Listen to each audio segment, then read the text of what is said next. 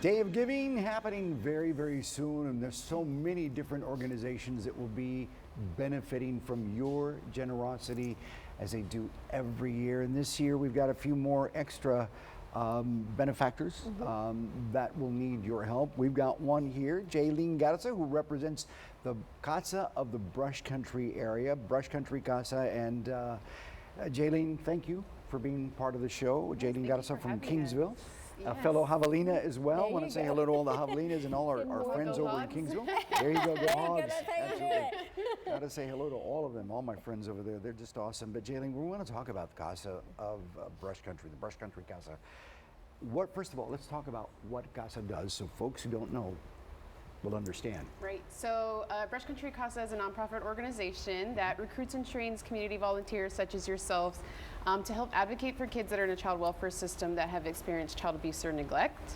And so they're just there to make sure that these kids have all the needs that they're needing. Absolutely. So for the day of giving, 10 of the counties in KIIIV and area have their CASA chapter represented in the Coastal Bend Day of Giving, which is on November 4th. Once again, we're going to say that date over and over because we want you to remember. Yes. So you can give wherever you live and support CASA, whether you're in Nueces or Ranzas, whether you're in B. There's 10 counties that you can choose. And if you want to give a little to all of them, why not? Yes. Yeah. Or if you want to just choose like Brush Country, you can do that. Or if you want to choose B or Live Oak or any of those, they're all going to benefit. Yes. The children are the ones that are going to benefit because they're the CASA provides a voice for the child when they need, I guess, to be assisted in court, correct? Yes. Tell me about that.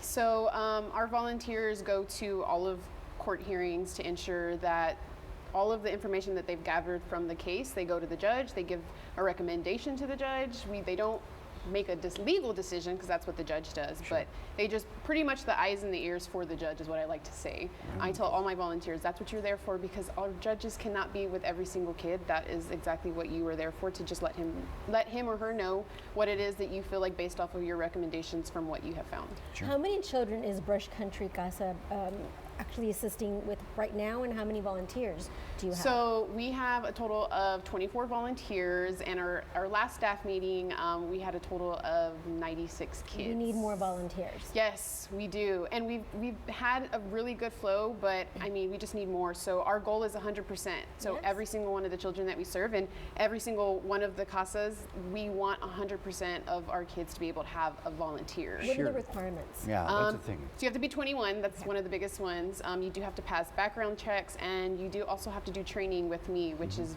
I'm very flexible with the training. I do it kind of at their own schedule, and that's really all it is. But Jaylene, they need to be dedicated. They need to have the free time to be able to volunteer because we're talking about a child's life here, and you're going to be their voice in court to be able to tell the judge and tell whoever else is involved in whatever case they're involved in. Yes. As a representative of the child, and that is not easy. No, it's not. No. It's not something you take lightly. Sure. So what about the training? How long does it take? So it's a total of 32 hours. With me, you do 4 sessions, and then the rest of the hours is online. You do that at your own pace, and then you do 2 hours of courtroom observation.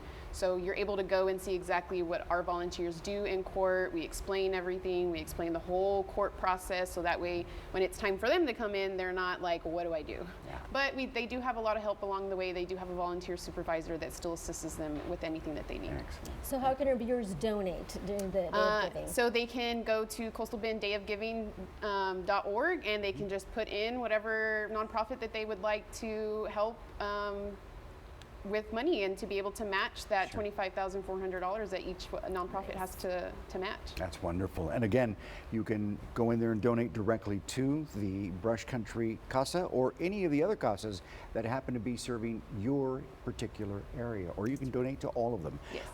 We appreciate you coming by, Jaylene. Yes, thank you for so having very us. much and getting the word out. Appreciate it. And thank you for what you do for the kids. Absolutely. Thank you. And remember, November 4th is the day.